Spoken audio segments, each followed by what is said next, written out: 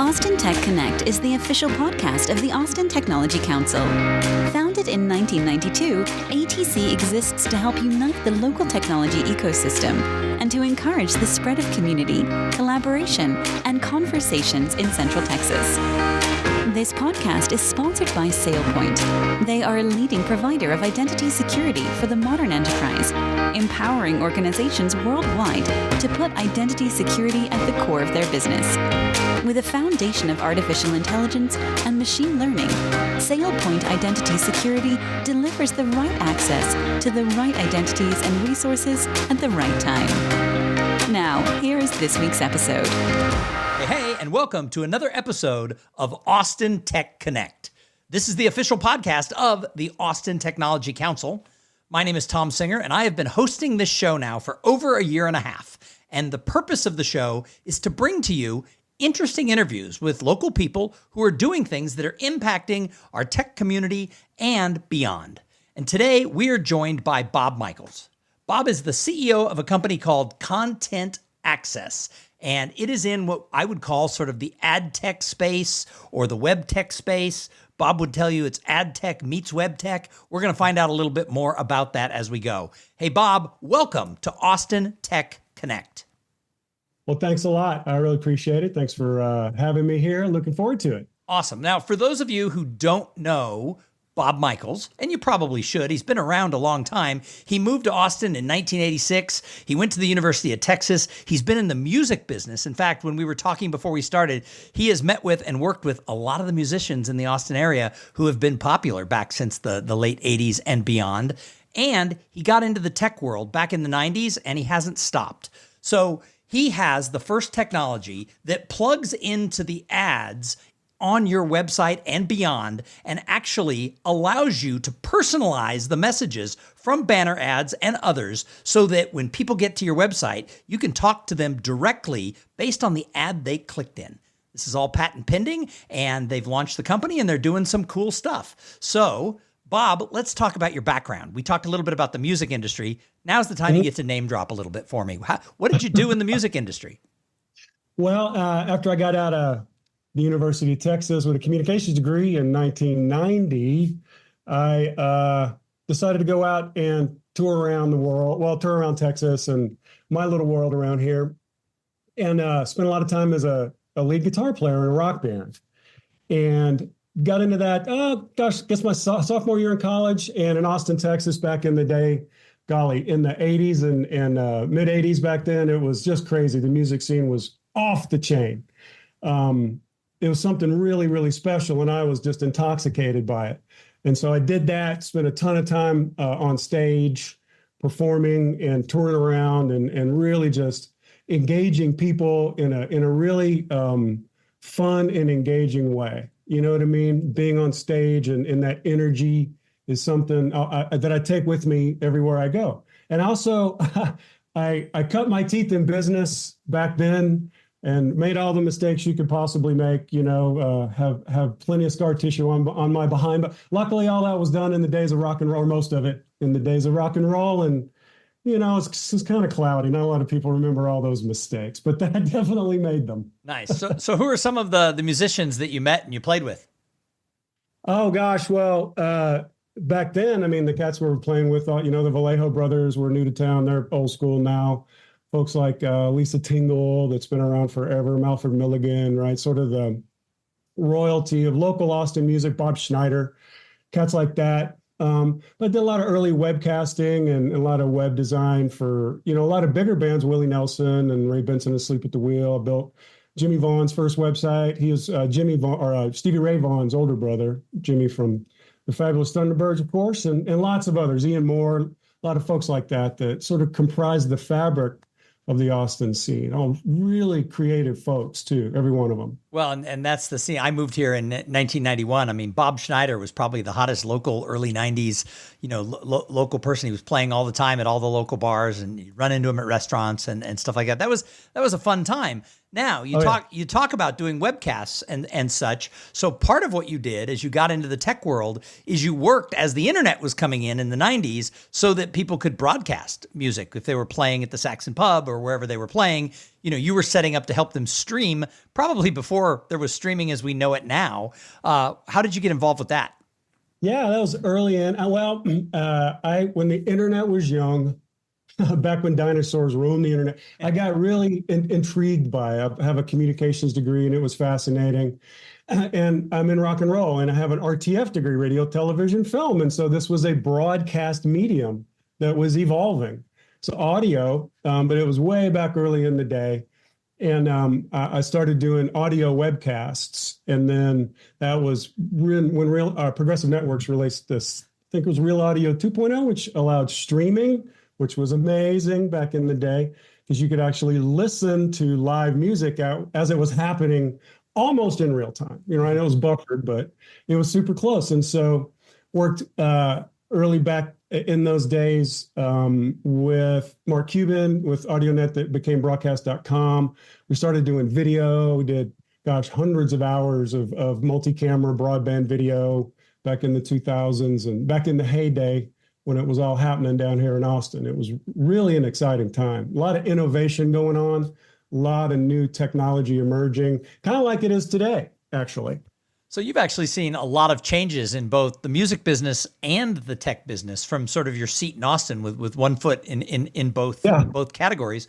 What are some of the things about as music was booming and then tech started to come on the scenes? And I'm always reminded of the story of, South by Southwest back in the late 80s, early 90s it became the biggest music festival where bands were discovered. All the new bands wanted to play.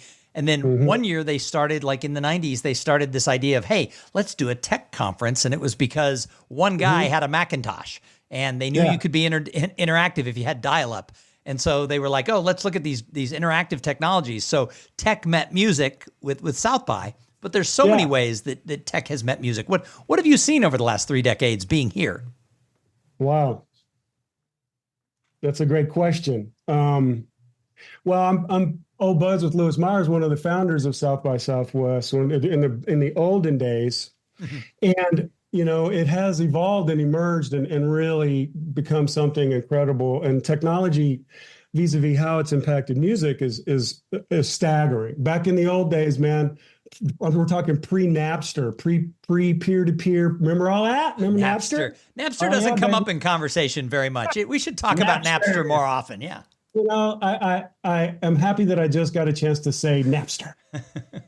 Yeah, it's rare. Anyway, that was really kind of the precursor to what you're seeing now, right? Which effectively is a highly accessible distribution mechanism that I believe levels the playing field for those that actually have talent and have the desire to truly promote themselves and work at it. Okay, so Reverb Nation, you can put music on Reverb Nation. You can literally publish. I have a tune right now that's on Amazon. Crazy, but you got to do it for kicks, right? And so I'm saying that I actually was able to publish on all those streaming services a song that I just recorded in my bedroom using my MacBook Pro just for funsies. So for people that really do it for real, there's an amazing opportunity to leverage these tools. Now, right, the monetization end of it has changed from selling music. You make money touring and merch and all that other stuff. So there's a new sort of context in terms of how you truly monetize it if you're not part of the larger industry, right? The larger industry controls much more the machine. But now, folks, unlike way back in the day where you had to have access to the industry to get your music published, now you don't. Now, guys like Teddy Swims can go on YouTube and pow, right? I mean, anything is possible. So it's had an equalization effect. And as the technology continues to increase in capability, especially with the addition of AI, not just in terms of distribution, I'm talking music production, how it sounds, right? The machine coming in and doing things that were typically resigned to folks with engineers and producer stuff like that. those tools, as they emerge and evolve, also have a huge, gigantic impact. So Sure. it's the wild, wild west, baby. Yeah, no, that's great. So let's fast forward to today. So your company, ContentAccess, it's about 3 years old, but you've been working with your team even longer than that. So let's talk about the company. What is ContentAccess? Well, we set out to solve a universal problem, which is how do people get to the information that's relevant to them on the internet? So before ContentAccess, my partners and I, we formed a company and did a whole lot of enterprise web development and higher education. And then I also went to work for the Texas General Land Office for about 12 years and built all of their public-facing web properties in government. So those are super dense environments. And so the universal problem is getting to information that you care about online. So how do you do that, right? How do you modify and enhance the technologies and ability to do stuff? How do you change the schools of thought in terms of design with the goal of minimizing user effort? You want to engage people, entertain them, right? Just like I did back in the day on stage. You want to capture their attention and deliver an emotion and, get them engaged and excited. And then you want to get them to the information that's the most relevant as quickly as you can. You want to minimize as many steps, and remove effort. And so that's really was the impetus of the problem that we set out to solve. All right. So you came up with the problem that you wanted to solve. How did you really come up with the idea of what the product is? What exactly is the product? Well, it is this whole idea of navigation. Okay, so if you think about navigation in terms of the internet, if you click on it and it takes you somewhere, it's navigation. Yep. Right? And the problem with websites is the navigation is part of the website's design. It's kind of baked into the website. Yeah, but up at the top, you've got your little menu, and you want to click on listening to the podcast or reading the blog or finding out sales information. It's your navigation bar. Yeah. And your navigation bar in your website is not the same or connected to a navigation bar in someone else's website because that's part of their site. So the way that we solved it is we basically said, hey, we can actually disconnect this navigation that's hard-coded. We can stick it in the cloud. We can make it smart and interconnected, and we can inject it back in. So the net result of that is when you encounter a website, that navigation object isn't hard-coded anymore. It's actually living in the cloud, and it has interconnections and it has information about what you care about in the context of that website. So it delivers links to you to information that are most relevant to you. When I visit that exact same website, I see the same stuff. I get the same brand experience and whatnot, but the links that I'm presented are relevant to me, minimizing steps, minimizing effort. And so the interconnected nature now of what's possible using the cloud and using very old school methods like JavaScript and JSON and all the acronyms and whatnot, right? But to create a solution that's bulletproof, it's our technology's been running in production.edus for over 4 years, some of the densest internet environments online. And, how do you make those things portable as well? And so that's our solution. It's real simple, really. It's a JavaScript, plug it in, right? If you don't like it, take it out. And when you do plug it in, though, the interconnectivity that starts to emerge really creates some interesting possibilities as far as removing those steps and removing the effort on the part of your visitor. And at the end of the day, that's what it's about. So who is the ideal type of organization to use this for this AdFlow plugin? I mean, who needs it? Well, anybody that markets online using any channel that generates a click. So if you think about it, if you visualize like a banner ad or a Google display ad or a Google PPC ad or something like that, you have a limited amount of time to deliver a message. You kind of have to deliver a kind of a focused message. The best practice is when someone clicks that ad is to expand on that focused message, give them more of what they want. Unfortunately, it's kind of hard to do that if you have a lot of messages and a lot of different audiences and a lot of different channels. That means you're building lots of different what are called landing pages that are targeting those audiences and those channels. It leads to a lot of sprawl, okay? Lots of administrative overhead and cost dealing with tons of specialized landing pages, so on and so forth. So our solution fixes that. It's one landing page to rule them all. Think of it like that. So instead of sending traffic from all the different places to a bunch of pages, you send it to one place and you stick our JavaScript in there. Our JavaScript then detects the ad when someone visits, regardless of where they come from. It uses a thing called a UTM that's been around as part of the fabric of online marketing. Mm-hmm. And it maps the message to that visitor, all dynamically. All the code and all the stuff that presents the message in the landing page lives in the cloud. And so what happens is we remove all of the web pages that you need, all the landing pages and all the different stuff. We'll get rid of all that. We direct to one web page, so you can now report on all of your different campaigns. They're all going to one spot, so now it's a lot easier to figure out how all your things are performing.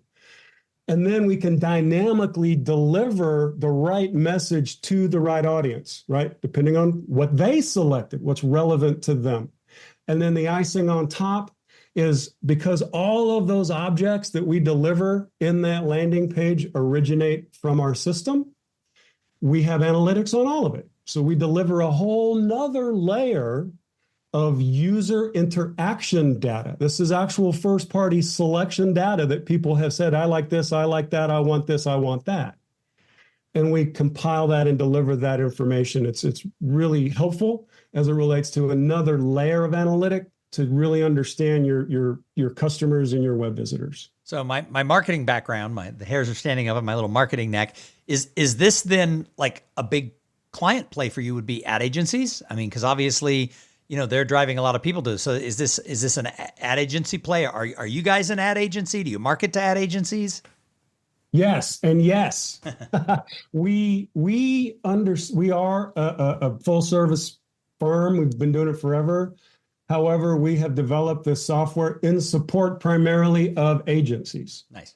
That's really who it's for. Okay. Now, because it's a new emerging technology, it kind of changes the school of thought on how you deliver information to people and how you integrate the ad space with the web space. But this is a true integration. Okay. We're not just linking over to a page, we're integrating the two. Okay. And so for agencies, it's incredibly powerful because it's a force multiplier.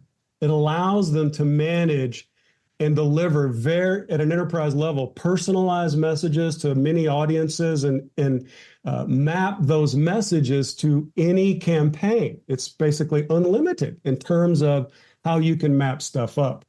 So the idea is to create ultimate freedom and flexibility in terms of getting the right message to the right audience. And what that message is intended to do is create what we call a conversion.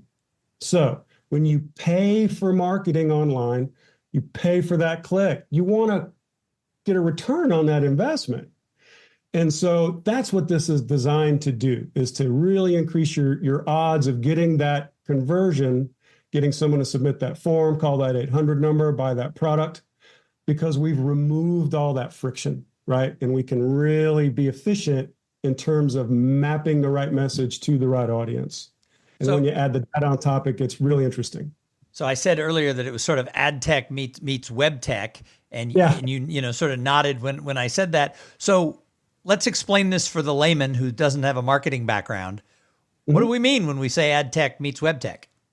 Well, usually when someone says, hey, I have this awesome thing, and you plug it into your website and it does this magical stuff. Well, usually it costs a whole lot of money to plug it in, time to plug it into your website. They don't tell you that on the front end usually.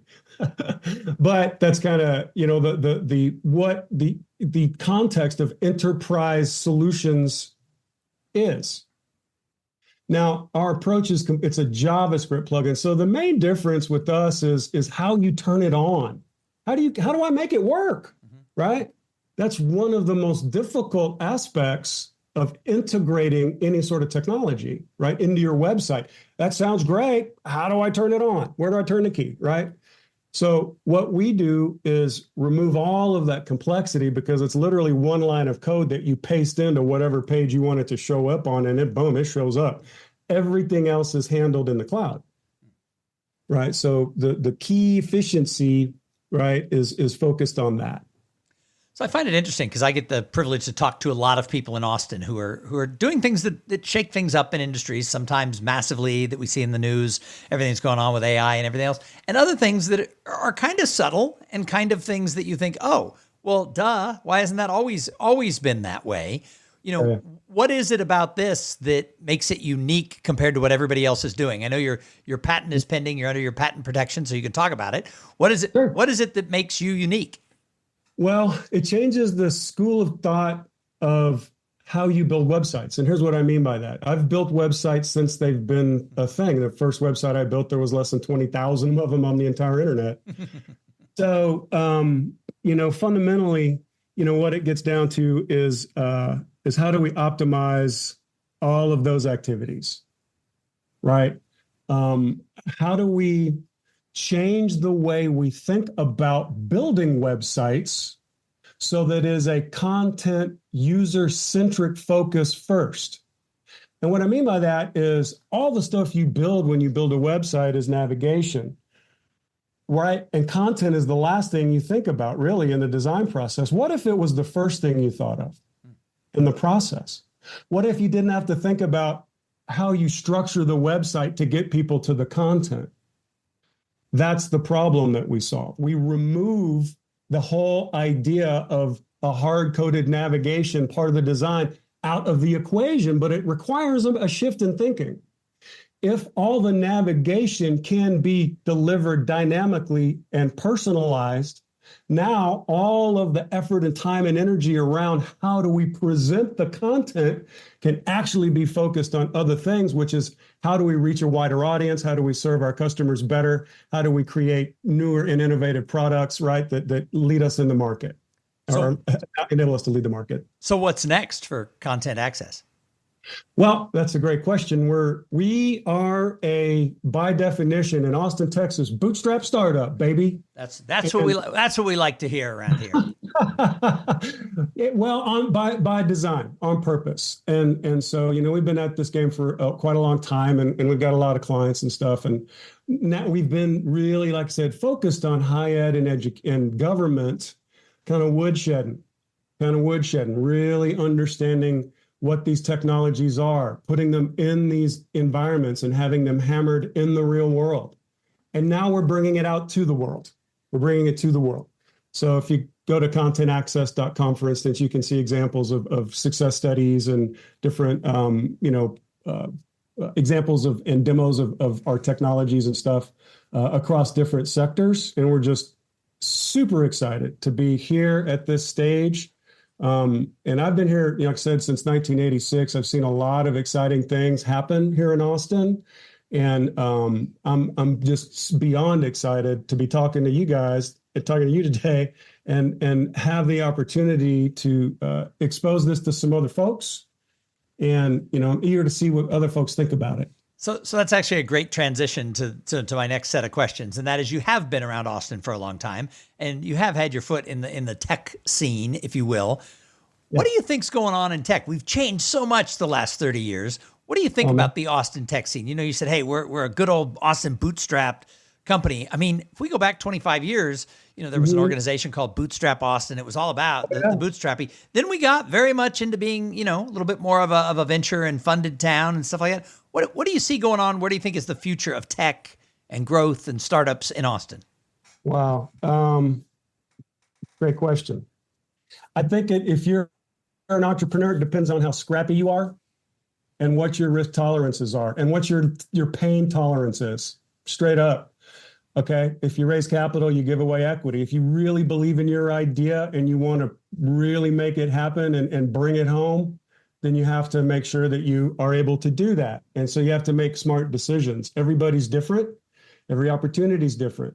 There's a lot more resources here. The resources here today for people with great tech ideas is off the charts, man. Yes.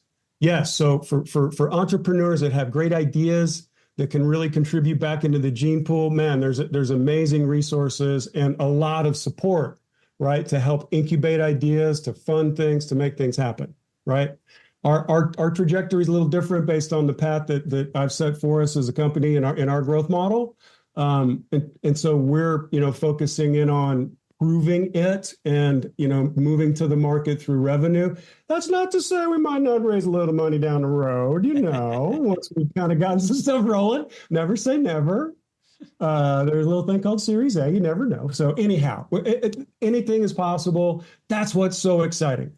I've been here since 1986, man, and this is one of the most exciting times in the growth of technology. The emergence of streaming media here was unbelievably exciting. The emergence of AI is way more, and the impact of what that's, because we're obviously implementing all of that too. That's a whole nother, conversation, but it's a great time to be in Austin if you're in the tech space, man. Great time. I agree, and I think it's interesting. You bring up AI because we all bring it up every day right now. But but the truth is that a lot of the research that was done for IBM's Watson computer was actually done in Austin. So every city out there, every tech hub and every wannabe tech hub city is calling themselves, like an AI center, an AI hub. But Austin has been that for decades because we had this type of research going on early. So I always remind people that Austin was AI before there was AI. Oh, well, yeah, that's Andrew Heller, who was the youngest IBM fellow who wrote the Watson prototype. I spoke with him about a year ago. You're right. That came from Austin. Exactly. Incredibly exciting things happening. It's a mecca. I love it. So, you've had your foot in tech and that. So when we see the collision of music and tech in Austin, sometimes we notice that, there's a lot of good stuff, but tech also has made it a lot more expensive for musicians to live in Austin. What has been the good and the bad of the collision of the arts, the creative, along with the huge tech boom? Has there been an upside and a downside? For the musicians? Yeah, I mean, did the tech boom hurt the musicians? Yeah. Well, what happened is back in the olden days, it was a real music town. Ray Benson coined the phrase, Austin, Texas, live music capital of the world. I built Ray's first website. That changed, man, back in the 90s and .com. All the music venues on 6th Street were replaced by shop bars, and everything started moving to 2nd Street, 4th Street, started gentrifying, right? And everything became way more upscale. The cats that I was playing with we were putting bread on our table, playing gigs, they still do it, but they have to play a lot more gigs and they diversify, right? So if you look at a cat like AJ Vallejo, he is a quintessential entrepreneur. He does so many things, lots of different projects. Omar, his brother, all the Vallejo brothers are killer. Alex, all of those cats, man. But they use technology, they use their skills and their brains to diversify their offerings. Johnny Gowdy has a killer podcast, man. He just celebrated 1,400 interviews. Wow. Where we're only at like 76 on this show. So yes, it has had an impact. But the guys and the gals that do it, man, they've pivoted and they're still doing it. Lisa Tingle, right? She's still out singing. She's amazing. Malford Milligan, right? So it's possible to have longevity even still. So the final question I ask everybody who comes on this show is, my personal belief is that community, collaboration, and conversations can solve all problems. When I say those three words, community, collaboration, conversation, which one resonates the most with you personally and why? Community. And why? Community. Well, you can't have the other two unless you have that one first.